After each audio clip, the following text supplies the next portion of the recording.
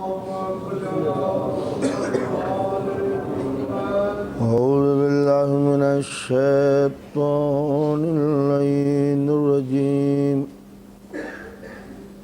بسم الله الرحمن الرحيم. الحمد لله رب العالمين، والصلاة والسلام على أشرف الأنبياء والمرسلين، خاتم النبيين، سيد الأولين والآخرين، شفيع المذنبين، وأبي القاسم محمد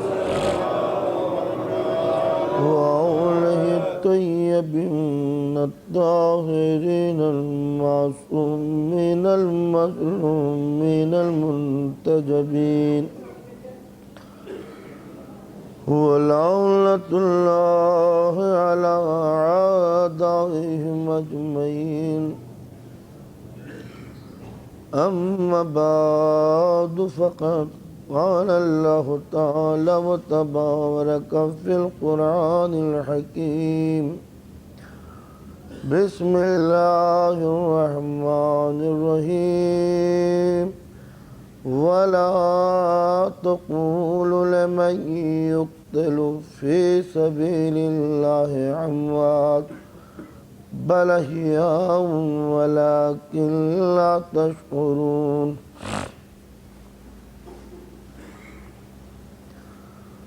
حسینی سوگواروں،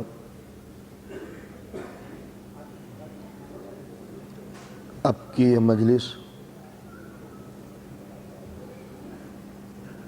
رات کی مجلس سے بالکل مختلف ہوتی ہے،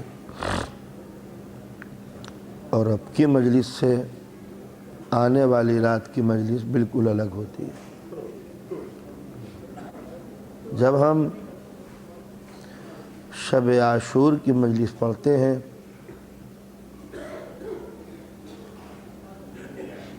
تو قیام حسینی میں حسینی پیاسے موجود رہتے ہیں، اور اب کی گھڑی میں جو مجلس ہم پڑھتے ہیں تب زینب کے خیموں میں ایک ایک شہید کی لاش آنی شروع ہو جاتی ہے۔ صبح سے لے کے اب تک آپ کے امام کو لاشوں پہ لاشیں اٹھاتے ہوئے ہو گئی، ایک حسین اور اتنی لاشیں، رونے والی بیویاں اور اتنے جوانوں کی میتیں، سیدہ کے اسی بھرے ہوئے گھر کی تاراجی کا پرسا، ہم رسول کے غلام، آل رسول کے خادم در معصومہ پر بیٹھ کر پرسا دینے کے لیے آئے ہیں۔ اب میں سمجھنے سے قاصر ہوں کہ معصومہ کے لیے وہ کون سے جملے ادا کروں جس سے سیدہ کے 72 زخموں کا مرہم مہیا ہو سکے۔ ایک بات میں یاد دلا دوں، حسینی عزاداروں، آل رسول کے سوگواروں، جب مصیبت آل رسول سننا تو رونے میں بخل نہ کرنا، نہ یہ دیکھنا کہ ہمارا فیشن ہے یا نہیں، نہ یہ سوچنا کہ یہ غیر ملک ہے یا نہیں، اس لیے کہ جو سوگوار ہوتے ہیں وہ ظرف مکان، وہ ظرف زمان کے پابند نہیں ہوتے۔ جن پر مصیبتیں نازل ہوتی ہیں وہ رونے میں کہیں بخل نہیں کرتے، اور میں رونے کے لیے یوں کہہ رہا ہوں کہ یہی وہ گریہ ہے جو آپ کی معصومہ کے زخموں کا واحد مرہم ہے۔ سیدہ نے آپ سے کسی چیز کے لیے کچھ نہ مانگا، مگر مانگے ہیں تو آنسو مانگے ہیں، اور یہ وہ گریہ ہے، یہ وہ آنسو ہے کہ جس کو ہر امام نے آپ سے یہی چیز مانگی ہے کہ رونا تو اس طرح رونا جیسے اپنے گھر کے جنازوں پر ماتم کرتے ہو۔ امام جعفر صادق علیہ السلام ہیں، مجلس بپا ہو رہی ہے، مجلس کے دوران خطیب منبر پر ہے، صادق آل محمد کائنات کا امام نیچے بیٹھا ہوا ہے، مقدرات عصمت آل رسول پس پردہ ہیں، خطیب منبر پر گیا ہے، واقعات کربلا بیان کرنے شروع کیے۔ ایک مرتبہ امام کی نظر اپنے ایک صحابی دوست کے اوپر جا کے پڑی، ابو بصیر سامنے بیٹھے ہوئے ہیں۔ امام کہتے ہیں ابو بصیر کیا میرے جد کی مصیبتیں تجھے رلانے کے لیے کافی نہیں ہیں؟ ابو بصیر نے رومال آنکھوں سے ہٹا دیا، فرزند رسول ہم سوگوار ہیں، دیکھیے میری آنکھوں میں آنسو ہیں۔ ایک جملہ کہا امام نے، ہاں ابو بصیر تم ہمارے جد کی مصیبتوں پہ رو تو رہے ہو مگر اس طرح رو جیسے کوئی ماں روتی ہے اس بیٹے کے لیے کہ جس کی آغوش میں اس کا لال ذبح کر دیا گیا ہو۔ اس لیے عزاداروں میں کہتا ہوں جب مصیبت آل رسول سنو تو آنسوؤں کو گھٹوا نہ لینا، دل میں اس غم کو چھپا نہ لینا، اس لیے کہ یہ واحد مصیبت ہے، یہ واحد مصیبت ہے کہ جو سیدہ اپنی مصیبتوں کو بھول جاتی ہے۔ وہ دن وہ گھڑی آپ کو یاد ہوگی کہ جب رسول اپنے سامنے اپنی پارہ جگر جناب سیدہ کو بٹھا کر، علی مرتضیٰ ہیں، حسن مشتبہ ہیں، حسین ہیں، نبی کا گھر ہے، نبی کا چھوٹا سا حجرہ اور اس میں پنجتن پاک 5 کے علاوہ کوئی چھٹا نہیں ہے، دروازے بند ہیں اور یہ آسمان کے نوری زمین پہ بیٹھے ہوئے سب رو رہے ہیں۔ جناب سرکار دو عالم نے جناب معصومہ کو اطلاع دی ہے کہ میرا لال حسین کربلا میں 3 روز کا بھوکا پیاسا شہید ہو جائے گا۔ تو جس وقت جناب معصومہ نے یہ سنا کہ میرا لال مارا جائے گا تو ایک عجیب بات پوچھی، بابا میں یہ کون ہوں کہنے والی کہ میرا لال کیوں مارا جائے گا؟ جو مرضی خدا کی ہو، جو مرضی اس کے رسول کی ہو، جو مرضی اس کے امام کی ہو، میں تو آپ سے صرف ایک سوال کرتی ہوں بابا کہ جب میرا لال کربلا میں اکیلا ہوگا، جب میرا جگر کا ٹکڑا کربلا میں تنہا ہوگا تو کیا آپ ہوں گے جو میرے حسین کے غم میں مصیبتوں میں شریک ہو؟ رسول نے کہا بیٹی افسوس کہ اس گھڑی میں نہ ہو سکوں گا۔ کہا بابا آپ نہ ہوں گے تو کیا میرا لال جب کربلا میں اکیلا ہو کے حل من ناصرین ینصرنا کی آواز بلند کرے گا تو علی ہوں گے جو اپنے بیٹے کی نصرت کے لیے آگے جائے؟ کہا نہیں جانے پدر، علی بھی نہ ہوں گے جو اپنے لال کی مدد کرے۔ اب سیدہ کچھ پریشان سی ہوئی، بابا یہ بتائیے میرا لال جب مدد کے لیے پکارے گا تو حسن ہوگا جو اپنے ماجاہے کی مدد کرے؟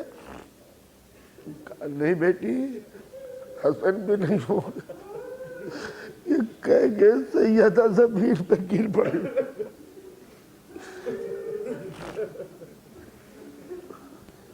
سیدہ کو غش آیا ہے تو رسول نے پانی منگوایا، معصومہ کے چہرے پہ چھڑکا، سیدہ چیخ مار کے اٹھ کے بیٹھی، بابا یہ بتائیے جب میرا لال کربلا میں اکیلا ہوگا تو روئے گا کون؟ ایک عجیب تمنا تھی کہ میرے لال کو کوئی رونے والا ہو، میرے لال کا کوئی غم گسار ہو، میرے لال کا کوئی ماتم کرنے والا ہو۔ تو نبی نے یہ وعدہ کیا تھا جانے پیدر یہ رسالت کا وعدہ ہے، معبود کے آخری رسول کا وعدہ ہے بیٹی کہ خدا ایک قوم کو پیدا کرے گا، جس کے جوان حسین کے جوانوں پر روئیں گے، جس کے بوڑھے حسین کے ضعیفوں پر روئیں گے، جس کے بچے حسین کے بچوں پر روئیں گے، جن کی عورتیں حسین کی عورتوں پہ روئیں گے۔ اور رسول کا وہ وعدہ سننے کے بعد جب میں اپنے ان چاہنے والوں کے مجمع کو دیکھتا ہوں تو اب میں جناب سیدہ کی روح پاک سے کہوں بی بی تیرے باپ کا وعدہ کتنا سچ تھا۔ دیکھ آج یہ لندن کی سرزمین پر کتنے چاہنے والے رات سے بیٹھے ہوئے ہیں۔ دوستو تم نے حق ادا کیا، مولا کا ماتم کیا۔ میری آواز اگر میری بہنیں سن رہی ہوں گی تو وہ بھی آپ یاد رکھیں کہ انہوں نے سیدہ کو پرسہ دینے کی کوشش کی ہے، مگر بیویوں جہاں تم بیٹھی ہو تم یہ نہ سمجھ لینا کہ رات بھر تم ہی نے مولا کا ماتم کیا ہے، یہ نہ سمجھ لینا کہ شب بھر تم نے ہی عزاداری کی ہے۔ ارے جہاں تم حسین کا ماتم کر رہی ہو وہاں کوئی ماں بھی آئی ہوگی جس نے ساری رات اپنے لال کا ماتم کیا، اور جہاں میری چھوٹی چھوٹی بیٹیاں بیٹھی ہیں وہاں کوئی 4 برس کی یتیمہ بھی آئی ہوگی جو رونے والوں کی آنکھوں کو دیکھ رہی ہوگی کہ میری بہنوں آج تم میرے باپ کا ماتم کر رہی ہو۔ ارے کل جب کربلا میں اپنے باپ کا ماتم کرتی تھی تو میرے رخساروں پہ تماچے مارے جاتے۔ عزاداران امام مظلوم، ہمارے ہند و پاک میں کتنی وہ روایتیں مشہور ہیں، کتنی وہ خوابیں مشہور ہیں، کتنے وہ معجزات مشہور ہیں کہ رونے والوں نے جب معصومہ کو خواب میں دیکھا کہ رو رہی ہیں۔ کتنے وہ واقعات موجود ہیں، خود میں نے اپنی زندگی میں کتنی مرتبہ مومنین و مومنات کو کہتے سنا کہ ہمیں معصومہ کی زیارت ہوئی، مگر جس سے بھی پوچھا صرف ایک ہی جملہ کہتا ہے کہ ہم نے معصومہ کو روتے ہوئے دیکھا۔ تو گویا سیدہ کے آنسو کبھی تھمے نہیں، اور ہم واقعات سنتے چلے آ رہے ہیں کہ ایک ضعیفہ بیوہ عورت تھی جو ذکر حسین کرتی تھی، ایک بیٹی عزادار بیٹی خود بھی عزادار و سوگوار ہوتی۔ ادھر ایام عزاءت محرم کا چاند دیکھا، فرش عزا بچھا دیا، بوڑھی عورت تھی مگر جوان بیٹی ماں کا ساتھ دیتی، دل بھر کے دونوں عزاداری کرتی، بیوہ تھی یہ یتیم بیٹی۔ بیٹی بڑی ہوئی، شادی ہو گئی، بیٹی اپنے گھر چلی گئی۔ اب جو محرم کا چاند دیکھا، بیوہ ایک مرتبہ عزائے خانہ امام میں آئی، مولا جو عزاداری کرتی تھی وہ بیٹی اپنے گھر چلی گئی، کیا اب عزادار کوئی نہیں ہوگا میرے گھر میں؟ اے مولا میں ایک بوڑھی عورت کس طرح عزاداری کروں گی؟ بس یہ کہہ کہ عزا خانے میں بیٹھ کے رونے لگی، شہزادے کیا کنیز کے گھر اس سال لاؤ گے؟ ابھی یہ کہہ رہی تھی دفتر کسی نے دروازے پہ زنجیر ہکلائی، دق الباب کیا، یہ ضعیفہ آگے بڑھی، نابینا تھی، نظر کچھ نہ آتا تھا، دروازہ کھولا، کون ہے جو میرے دروازے کو کھٹکھٹا رہا ہے؟ ایک آواز آئی، بی بی میں مسافرہ ہوں، سفر میں ہوں، تیرے گھر میں آنا چاہتی ہوں، کیا مہمان رکھ سکے گی؟ اس ضعیفہ نے کہا کیوں نہ رکھوں گی، اس لیے کہ یہ تو مہینہ ہی مہمانوں کو بلانے کا ہے، لیکن ایک شرط ہے کہ تمہیں میری عزاداری کرنی پڑے گی، اس لیے کہ میری کوئی بیٹی نہیں۔ آنے والی نے کہا میں بھی عزادار ہوں، میں بھی عزادار ہوں۔ اب ایک مرتبہ ضعیفہ نے علم استادہ کیے، حسین کی زری سجائی، دونوں نے جی بھر کے ماتم کیا، مگر یہ ضعیفہ نابینا تھی، دیکھ تو نہ سکتی تھی، مگر محسوس کیا کہ یہ بی بی کبھی بھی آرام نہیں کرتی، دن ہو یا رات ہو، صبح ہو یا شام ہو، رات دن ایک کی آواز آتی ہے، واہ حسینہ، واہ حسینہ۔ ارے ایسی رونق کبھی نہ آئی تھی، معلوم ہوتا ہے ہر وقت روشنی روشنی، ہر وقت خوشبو ہی خوشبو بسی ہے۔ محرم تمام ہوا، 11ویں محرم کو اس بیوی نے کہا تیرا احسان ہوا کہ تیرے گھر میں ہم ٹھہرے، اب ہم جاتے ہیں۔ یہ سننا تھا کہ ایک مرتبہ وہ ضعیفہ کمرے میں گئی، کچھ پوٹلی میں لے کے آئی، کہا بی بی میں بیوہ ہوں، ران ہوں، لاوارث ہوں، میں کوئی تمہاری خدمت نہیں کر سکتی کہ تم نے عزائے حسین میں میرا ساتھ بٹایا ہے، مگر ہر روز میں نے اپنے حصے کا تبرک جمع کر کر کے رکھا ہے۔ اے بی بی یہ تمہاری نظر کر رہی ہوں، اسے قبول کر لو۔ بس معلوم ہوا کہ ہاں وہ نظر لے تو لی، مگر ایک جملہ سنا، حسین دیکھ تیری ماں کو تیرے رونے کا صلہ مل گیا۔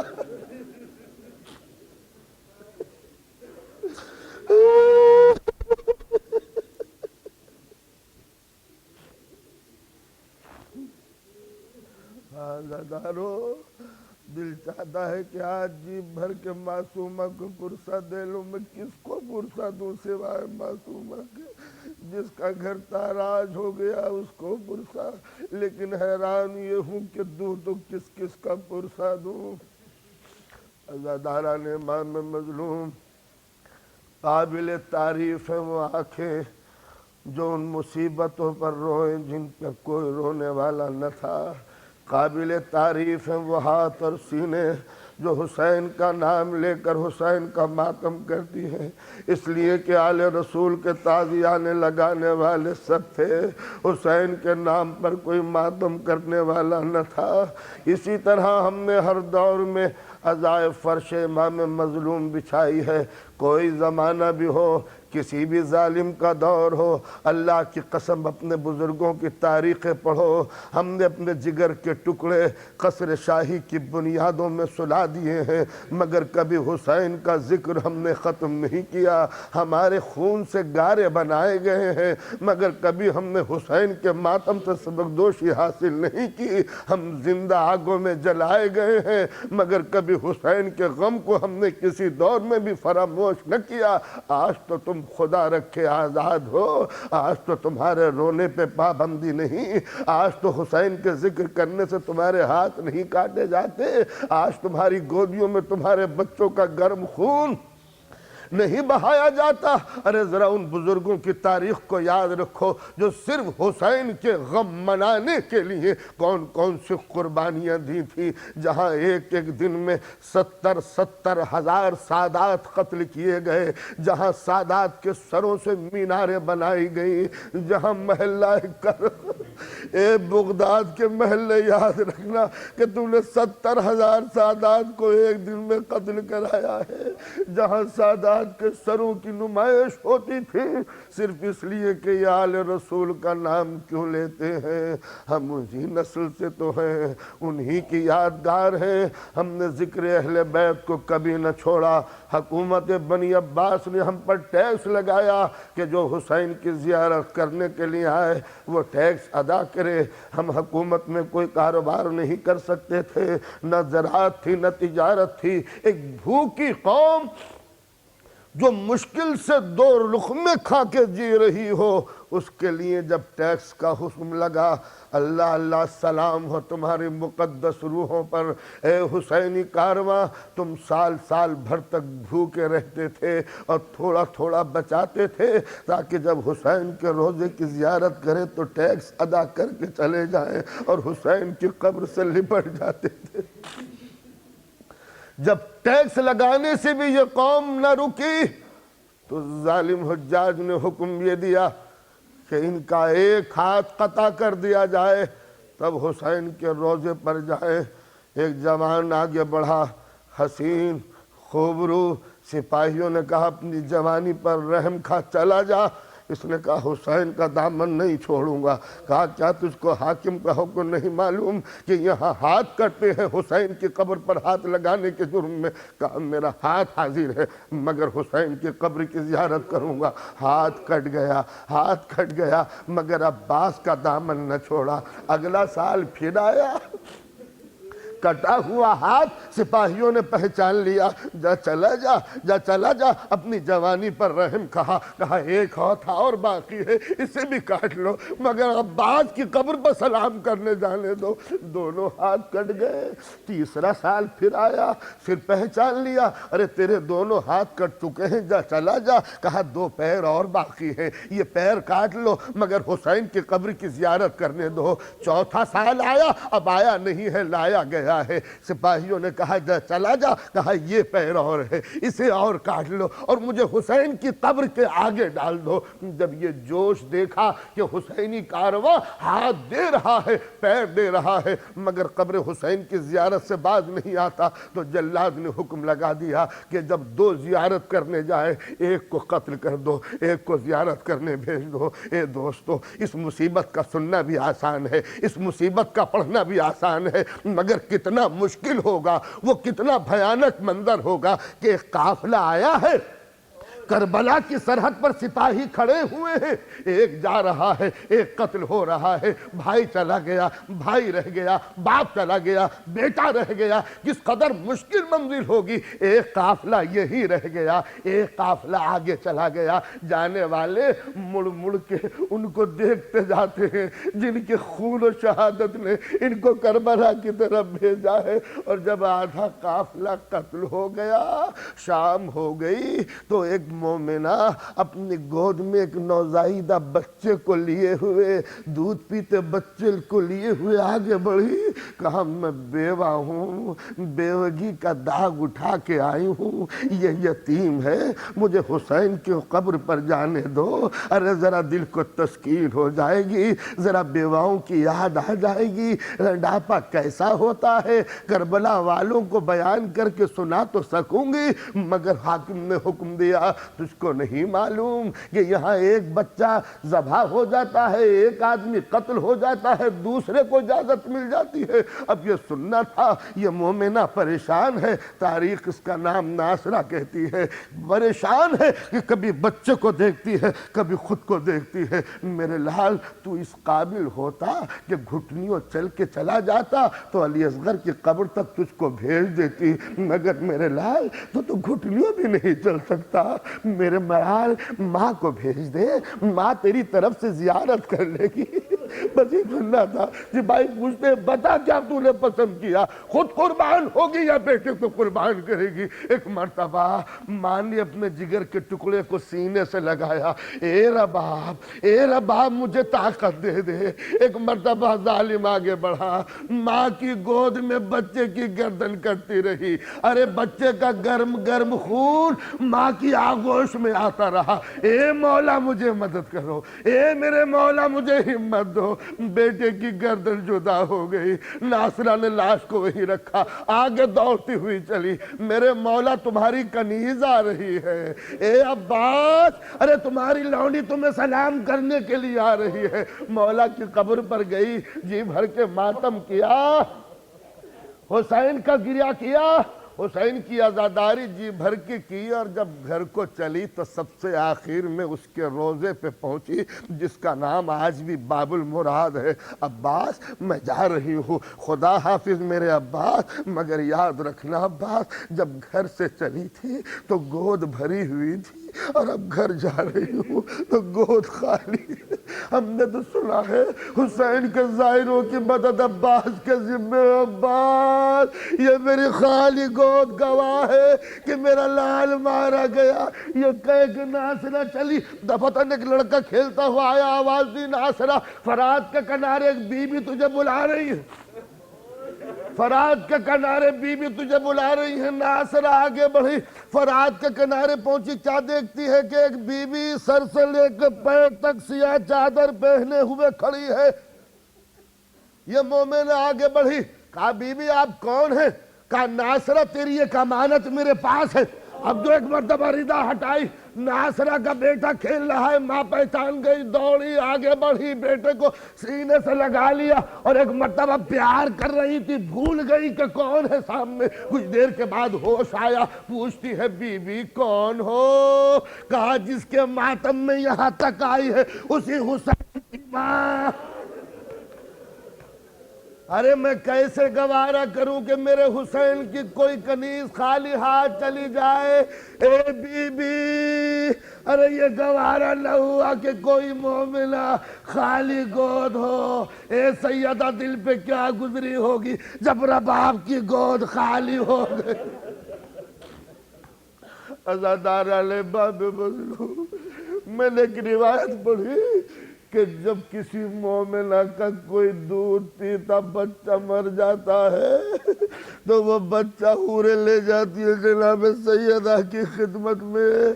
اے بنت رسول، ایک مومنہ کے بچے کا انتقال ہو گیا، یہ بچہ آپ کی خدمت میں پیش کر رہے ہیں۔ اے دوستو، جب یہ روایت ہے کہ ہر بچہ جناب سیدہ کی خدمت میں پہنچایا جاتا ہے، تو وہ وقت بھی تو آیا ہوگا جب حوروں نے 6 مہینے کا بچہ، اے بنت رسول، ارے یہ کوئی غیر نہیں تمہارے حسین کا بیٹا اصغر ہے، جسے صرف اس جرم میں مارا گیا کہ اس نے پانی کیوں مانگا۔ عزاداران امام مظلوم، یہ حسین کی وہ مصیبت ہے کہ جس نے پتھروں کو رلا دیا ہے۔ ارے مسلمان تو مسلمان، کافر بھی اس غم میں شریک ہے۔ کوئی بھی دنیا کا درد مند انسان ایسا نظر نہیں آتا جس نے حسین کے غم میں 2 آنسو نہ بہائے ہوں۔ میری زندگی زیادہ تر کلکتے میں گزری ہے۔ ایک واقعہ جب میں روز عاشور دیکھتا تھا تو دل قابو میں نہیں رہتا۔ جس وقت حسینی کارواں ماتم کرتا ہوا کربلا کی طرف بڑھتا، 7 میل کا طویل راستہ، چاروں طرف ہزاروں لاکھوں انسان سوگوار، غم زدہ، ہندو بنگالی، آنکھوں میں آنسو ہیں، احترام ہے۔ ہم نے بہت موقعوں پر دیکھا کہ جس وقت بنگالی اپنے مذہبی تہواروں میں دیوانے ہو جاتے ہیں، مگر اللہ کی قسم اگر کبھی ان کے درگا پوجا کا تہوار محرم میں پڑا ہے، میں گواہ ہوں اور سینکڑوں گواہ ہیں کہ انہوں نے اپنے مذہبی تہواروں میں باجے نہیں بجائے، صرف اس لیے کہ حسین کا غم ہے۔ آج کے دن کوئی غم خوشی نہ منائے، اور میں یہ دیکھتا ہوں کہ آج بھی وہ ہندو بنگالی عورتیں حسین کے اس جلوس کے سہارے کھڑی ہوئی چلتی ہیں، ہاتھوں میں ان کے دودھ کے پیالے ہیں۔ ابو الفضل عباس کا علم گزر گیا، یہ عورتیں دودھ لیے ہوئے ہیں۔ حسین کا تابوت گزر گیا، یہ عورتیں دودھ لیے ہوئے ہیں۔ جلوس گزر گئے، ذوالجناح گزر گئے، عورتیں بسب احترام دودھ کے پیالے لیے ہوئے ہیں۔ ایک مرتبہ ایک جھولا گزرا، جیسے ہی گہوارہ گزرا، اس گہوارے کے نیچے سڑک پر دودھ بہانا شروع کیا۔ کہتی ہیں گہوارے کے لے جانے والوں، اس دودھ پہ سے گزرو۔ ہم نے پوچھا یہ تو توہین ہے رزق کی، کہا ہمیں نہیں معلوم کہ یہ کیا ہے، مگر ہم اتنا سنتے ہیں کہ کربلا کے تپتے ہوئے بن میں ایک دودھ پیتا بچہ تھا جس کی ماں کا دودھ خشک ہو گیا۔ ہم نے سنا ہے کہ اس کے باپ نے پانی مانگا تھا۔ ہم کہتے ہیں اے کربلا کے پیاسے دیوتا، ہم کافر سہی، ہم ہندو سہی، مگر ہمارے بھی گودیوں میں بچے ہیں۔ ارے بڑا کہیں بچے کو دودھ سے محروم کیا جاتا ہے۔ ارے ہم کربلا میں ہوتے تو علی اصغر کے لیے دودھ لے جاتے۔ اے حسین، ارے تیرے غم نے تو کافروں کے دلوں کو برما دیا۔ ارے وہ کیسے ظالم تھے جو تیرے ہاتھ پر 6 مہینے کے اصغر کو دیکھ رہے تھے، اور مولا نے عجیب و غریب جملہ کہا۔ یہ نہیں کہا اے مسلمانوں میرے بچے کو پانی پلا دو، یہ نہیں کہا کہ اے قرآن والو میرے بچے کو پانی پلا دو، یہ نہیں کہا کہ اے نبی کے ماننے والو، اے کعبے کے سمجھنے والو، اے کلمے کے پڑھنے والو میرے بچے کو پانی دے دو۔ ایک جملہ کہا مولا نے، اے اولاد والو میرے بچے کو پانی پلا دو۔ ارے چاہے تم کسی مذہب کو مانو یا نہ مانو، مگر تمہارے گھر میں اولاد تو ہوگی، ارے تمہاری گودیوں میں بچے تو ہوں گے۔ اور میں نے ابھی کہا کہ اہل بیت نے پوری تاریخ میں یہ پہلی مرتبہ سوال کیا، جنہوں نے دنیا کے سوال پورے کیے، جن کے گھر سے کوئی خالی ہاتھ نہ گیا، آج وہ غیرت مند امام کبھی زبان کھولنا چاہتا کہ مانگوں یا نہ مانگوں، اور جملہ کہا، اے مسلمانوں، اے اولاد والوں، میرے بچے کو تھوڑا سا پانی پلا دو۔ ایک ایک کو دیکھ رہے ہیں۔ ایک بات کہہ دوں دوستو، رمضان گزر گیا، آپ نے روزے رکھے ہوں گے، ہم نے سنا ہے، اپنے گھر میں دیکھا ہے اپنے بزرگوں کو، دوستوں کو، کہ روزے دار کے سامنے کوئی کھاتا نہیں ہے، روزے دار کے سامنے کوئی رزق نہیں رکھتا کہ کہیں رزق کو دیکھ کے روزے دار کو تکلیف نہ ہو۔ اے دوستو ذرا سوچو، حسین وہ چیز مانگ رہے ہیں جو چیز دریا کی شکل میں دور تک بہہ رہی ہے۔ رزق نہیں مانگا، روٹی نہیں مانگی، اس فرات سے پانی مانگا جو اہل بیت کی ملکیت میں رسول نے دی تھی۔ مسلمانوں، اس فرات میں سے پانی دے دو۔ اور جب کسی نے نہ دیا تو مولا ایک ایک لشکر کی طرف نظر ڈالتے ہیں، ایک ایک دستے کو دیکھتے ہیں، شاید یہ پانی دے دے، شاید یہ پانی دے دے، شاید یہ پانی دے دے۔ اور پھر ایک جملہ کہا کہ شاید تمہیں یقین نہیں آتا کہ میرا بچہ پیاسا ہے، اے اصغر حجت خدا کے فرزند ہو، میرے لال اب ہم کچھ نہیں مانگیں گے، تم ہی مانگو۔ تاریخ کے جملے ہیں کہ ایک مرتبہ 6 مہینے کے بچے نے خشک ہونٹوں پر زبان ننھی سی پھرائی، یہ بتانے کے لیے پیاسا ہوں۔ اب لشکر بےتاب ہو گیا، ہتھیار پھینکنے لگے۔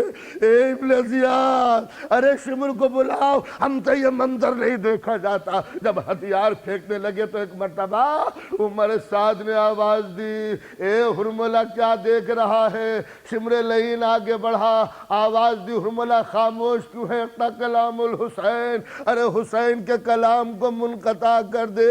ارے ظالم نے کمان میں وہ زہر میں ڈوبا ہوا تیر نکالا جس کے لیے اہل عرب لکھتے تھے کہ لوہے کی چادر کو چاک کر کے یہ تیر لگ جاتا تھا۔ ارے ظالم نے حسین کی طرف تیر پھینکا، بچے کے گلے میں لگا۔ 2 روایتیں ہیں، ایک روایت تو یہ کہ یہ تیر بچے کے گلے کے آر سے پار ہو گیا، دوسری روایت یہ ہے کہ یہ تیر ایک کان میں سے چھپ کے دوسرے کان میں نکلا۔ یہ 2 روایتیں بس جیسے ایک مرتبہ باپ نے اپنے لخت جگر کو تڑپتے ہوئے دیکھا، ارے گلے سے کس طرح تیر نکالا ہوگا مجھے نہیں معلوم، اتنا تو تاریخ نے بتایا کہ جس وقت امام حسین نے علی اصغر کے گلے سے تیر نکالا، بچہ تڑپنے لگا، باپ نے تیر کو چھوڑ دیا، پھر حسین نے تیر نکالا، بچہ تڑپا، باپ نے چھوڑ دیا۔ ایک جملہ کہا ہے، اصغر اب باپ کے ہاتھوں میں اتنا دم نہیں ہے۔ اے میرے لال اکبر کا جنازہ اٹھا چکا حسین، اب جیسے اصغر سمجھ گئے ہو، حسین نے بچے کے گلے سے تیر نکالا، بچے کا دم نکل گیا۔ اب علی اصغر کا لاشا حسین کے ہاتھوں پر، ابھی یہی دفن کر دوں؟ ابھی آپ نے عمل دہرایا ہے، ابھی آپ نے وہ عمل دہرایا ہے کہ حسین مقتل سے چلے خیموں کی طرف، ان للہ و انا الیہ راجعون، رضن بقضائہ و تسلیما لامرہ۔ اور جب 7 مرتبہ مولا یہ فیصلہ نہ کر پائے کہ دفن کروں یا جناب رباب کو اطلاع دوں، تاریخ کہتی ہے آخر میں مولا در خیمہ پہ جا کے کھڑے ہو گئے، آواز دی، رباب، اے رباب اپنے بچے کو لے جا۔ اور تاریخ کے یہ جملے کہ رباب نے یہ جملہ سنا مگر خاموش ہے۔ ایک مرتبہ سکینہ دوڑتی ہوئی آگے بڑھی، در خیمہ پر آئی، خیمے کا پردہ اٹھایا، علی اصغر مولا کے ہاتھوں پر قبا کا دامن، بچے پر، سکینہ سمجھ گئی بھیا کو پانی پلا لائے۔ بابا ہم بھی تو پیاسے تھے، اے بابا ہماری پیاس کا آپ نے خیال نہ کیا، اصغر کو پانی پلا لائے، ہم سے کیا آپ کو محبت نہیں ہے؟ بس یہ سننا تھا کہ مولا نے قبا کا دامن پلٹ دیا، علی اصغر کی چھدی ہوئی گردن، سکینہ تڑپنے لگی، اے بابا میرے بھیا کو کس نے مارا؟ اجرکم علی اللہ، پھر حسین آئے مقتل میں، اب وہ عمل کیا، مولا نے ذوالفقار سے قبر کھودی، علی اصغر کے لاشے کو سینے سے لگائے رہے۔ ایک روایت میں نے یہ بھی دیکھا ہے کہ جناب زینب قریب آ گئی تھی، بھیا علی اصغر کا جنازہ مجھے دے دو، تم قبر کھودو۔ اس طرح بھائی اور بہن نے مل کر یہ رباب کی امانت کو زمین کے صبر کیا۔ اب حسین تنہا ہے مقتل میں، اکیلے ہیں، نہ حبیب ہیں، نہ دوست و انصار ہیں، نہ جگر کے ٹکڑے ہیں، نہ گود کے کھلائے ہوئے ہیں۔ حسین اب تنہا ہے، آخری وقت ہے۔ ایک مرتبہ امام در خیمہ پہ آئے، ایک بی بی کو آواز دی، اے آل رسول میرا آخری سلام قبول ہو۔ ایک بی بی کو بلایا، رقیہ آؤ آخری ملاقات کر لو۔ ایک بی بی کو آواز دیتے، ام کلثوم میرا آخری سلام۔ اے رباب، اے ام لیلہ، حسین کا آخری سلام قبول ہو۔ ایک سے جدا ہو گئے، اور جب سب کو آواز دے لی تو ایک مرتبہ جملہ کہا، میرے ماں کی کنیز فضا، تو نے تو مجھے گودیوں میں کھلایا ہے، آج میں اپنی ماں ہوتی تو اس سے بھی الوداع مانگتا۔ آج ماں کی جگہ حسین فضا کو آواز دے رہے ہیں، فضا اپنے حسین کا آخری سلام قبول کر لے۔ زینب سامنے کھڑی ہوئی ہیں، زینب آنکھیں اٹھائے ہوئے اپنے حسین کو دیکھ رہی ہیں، مگر مولا کی ہمت نہیں جو زینب کو دیکھ سکیں۔ سب سے الوداع، سب سے جدا ہو گئے، سب سے اجازت لے لی، اب کوئی نہیں ہے، ایک مرتبہ حسین ہے اور زینب ہے۔ زینب اب آخری وقت قریب آ گیا ہے، بہن وصیت سن لو، گھر بھر سے ہوشیار رہنا۔ زینب سر ہلاتی جاتی ہیں، میرے مولا، میرے حسین، میرے ماں جائے وصیت بیان کرو۔ زینب سن رہی ہے، اے زینب تیرے دل کی عظمتوں پہ قربان ہو جائیں، اے زینب جہاں نبوتیں کانپ گئیں وہاں تو نے ثبات قدم دکھایا ہے۔ اب زینب کی آنکھوں میں نہ آنسو ہے نہ گریہ ازاری ہے۔ ہاں حسین بیان کرو۔ زینب گھر بھر تیرے حوالے، یہ بچے تیرے حوالے، یہ رانڈے تیرے حوالے، یتیموں کا خیال رکھنا، بیمار کربلا کا خیال رکھنا، سب کی وصیت کرتے چلی جا رہی ہیں۔ زینب ایک کی وصیت سن رہی ہے، ہاں میرے ماں جائے عمل کروں گی۔ اور جب ساری وصیتیں کر چکے تو ایک مرتبہ حسین نے عجب فقرہ کہا، اے زینب، اے زینب اب ایک آخری وصیت رہ گئی ہے۔ کہا ماں جائے بیان کرو۔ کہا زینب تمہیں معلوم ہے کہ جب ہم نماز شب کے لیے اٹھتے تھے تو تم ہمارے نزدیک ہوتی تھی۔ زینب ہم جب نماز پڑھتے تھے تو ہمارے تکبیر کی آوازیں تم سنتی تھی۔ ہاں بھیا تمہاری تکبیر کی آوازیں رات بھر میں زینب سنتی تھی۔ زینب آج کی رات آئے گی تم تنہا نماز شب پڑھو گی۔ زینب اب تمہارے کانوں میں ہماری آواز نہیں سنائی دے گی۔ زینب جب نماز شب پڑھو تو اپنے حسین کو بھول نہ جانا، ہمارے لیے بھی دعا کرنا۔ اے حسین، اے حسین، اس جملے کے بعد میں یہ کہنے کے لیے تیار ہوں، اے میرے حسین، تو علم غیب کا مالک ہے، تجھ کو معلوم ہے کہ چاہے زینب پر قیامت گزر جائے مگر زینب کی نماز شب بھی قضا نہ ہو سکے گی۔ اب دوستوں میں پریشان ہوں کہ جب ہم نماز پڑھتے ہیں تو حالت قیام میں ہمارے ہاتھ ایسے ہیں، جب رکوع میں جاتے ہیں تو ہاتھ گھٹنوں پہ ہیں، اور جب سجدے میں جاتے ہیں تو ہاتھ زمین پہ ٹیک لیتے ہیں، تب سجدہ ہوتا ہے۔ اے میرے امام، جب آپ نے کہا ہے کہ زینب کی نماز قضا نہ ہوگی تو اب میں پریشان ہوں کہ زینب نے نماز پڑھی ہوگی تو کیسے پڑھی ہوگی؟ ارے جس کے دونوں ہاتھ پسے گردن بندھے ہوئے ہوں اس نے سجدہ کیا ہوگا تو کیسے کیا ہوگا؟ سبحان ربی العالی و بحمدہ۔ بس کربلا میں دو ہی مصیبتیں رلاتی ہیں، ایک عباس کا گرنا، اس لیے جو گھوڑے سے گرتا ہے اس کے ہاتھ زمین پہ ٹک جاتے ہیں، مگر ہائے عباس جب گھوڑے سے گرے ہوں گے تو جس کے ہاتھ نہ ہوں گے وہ زمین پر تھما کیسے ہوگا؟ اور جب زینب نے سجدہ کیا ہوگا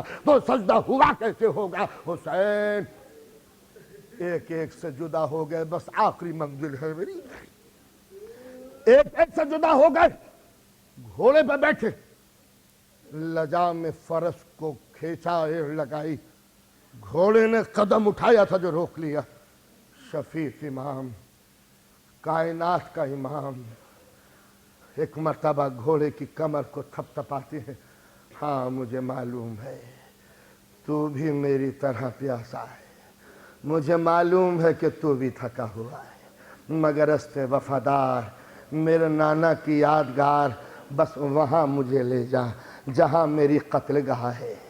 या उसके बाद हुसैन तेरे ऊपर जिम्मेदारी खत्म, हुसैन की जिम्मेदारी तमाम, फिर कोई खिदमत तुझसे नहीं लूँगा, वहाँ पहुँचा दे जहाँ मेरी माँ बालों को खोले हुए मेरी कत्लगाह साफ कर रही है। एक मर्तबा जुलझना ने सर उठा के पैरों की तरफ इशारा किया, पैरों की तरफ इशारा किया। अब जो मौला ने देखा तो क्या देखते हैं, सीने पे सोने वाली सकीना घोड़ों की सीमों से लिपटी हुई। मेरे बाबा को न ले जाना, जो मक्तल गया वो वापिस नहीं आया, अरे मेरे चाचा गए वापिस नहीं आए। मौला उतरे, सकीना को सीने से लगाया, जाने पिदर मेहमान को रुखसत कर दो बेटी, मुसाफिर की मंजिल नजदीक आ गई है, तो मुसाफिर को अलविदा कह दिया था बेटी। कहा बाबा, ए बाबा आप जा रहे हैं? कहाँ बेटी हम जा रहे हैं। सकीज बाबा हमें मदीना पहुंचा दीजिए। मौला ने सर झुका लिया, बाप को चुप देखा। इमामत की बेटी ये समझ गई कि बाबा चाहकर मदीना नहीं पहुंचा सकते, थोड़ा सा पानी पिला दीजिए। कहा बेटी बाप मजबूर है मेरी बेटी। बस अब सकीना चुप है, मायूस हो गई सकीना। एक मर्तबा मौला ने कहा बेटी बाप को इजाजत दे दो। ए दोस्तों, ए सोगवारो, सकीना बाप की क़बा का दामन थामे हुए, बाप की क़बा का दामन थामे हुए, बेटी हम जाएं। सकीना बाप को देख रही है, मौला पीछे हटते जाते हैं, सकीना के हाथ में दामन छूटता जाता है, और जब दामन छूट गया सकीना बैठ गई। बाबा खुदा हाफिज जाओ। कहा सकीना एक वसीयत सुनोगी? कहा बाबा बताइए। कहा सकीना हम जाते हैं। ए बेटी अब यतीमों की तरह जिंदा रहना। सकीना पूछती है बाबा यतीम किसको कहते हैं? कहा बेटी जब रुखसारों पे तमाचे लगने लगे, जब कानों की बालियां उतर जाए, जब गले में रसन बन जाए, समझ लेना यतीम हो गई। सकीना दर खेमा में चली जाओ, खेमे में चली जाओ। सकीना आ गई। ए बाबा आओगे? क्या बाबा पलट के आओगे? कहा बेटी शायद हम पलट के आए। कहा बाबा मैं इंतजार करूंगी। एक मर्तबा सकीना बैठ गई उस मुसल्ले पे जहां हुसैन नमाज पढ़ते थे। ए फूफी मेरे बाबा आएंगे, मेरे बाबा पलट के आएंगे। कुछ देर गुजरी, एक मर्तबा सकीना ने देखा कि जमीन करबला हिल रही है, सियाम दिया चल रही है। थोड़ी देर न गुजरी थी तो सकीना के कानों में हुसैन के जुलझना की आवाज आई। सकीना खड़ी हो गई, ए फूफी मेरा बाप गया। सकीना दौड़ी, एक मर्तबा पर्दा हटाया, क्या देखती है कि बागें कटी हुई, जीन ढली हुई, अरे तमाम घोड़ा खून में नहाया हुआ। सकीना सुमो से लिपट गई, अरे मेरे बाबा को कहाँ छोड़ा। औरतों ने चारों तरफ से हल्का किया, वाह हुसैना, वाह हुसैना। अरे ज्यादा देर न गुजरी थी तो ज़ैनब के कानों में आवाज आई कि करबला के शहीदों के लाशें अब पामाल होंगे। अरे सारी लाशें हट गई। अब ज़ैनब एक बुलंदी पे खड़ी हो गई, इसलिए कि अकबर का जनाजा हटा लिया और मोहम्मद के जनाजे दूर हैं। हबीब के लाशों को पामाल न होने दिया। जौनो शहीद की मैयत महफूज, करबला में बस एक लाशा जिसका कोई उठाने वाला न था। 600 گھوڑے سوار، نال بندیاں ہو چکی، ایک مرتبہ گھوڑے چلے، حسین کا لاشا سامنے، صاحب زینب چیخی یا ابن سعد، ارے تو دیکھتا ہے کہ یہ نبی زادہ، ارے گھوڑوں نے لاش کو پامال کر دیا۔ زینب چکرا کے گری، واہ حسینہ، واہ حسین۔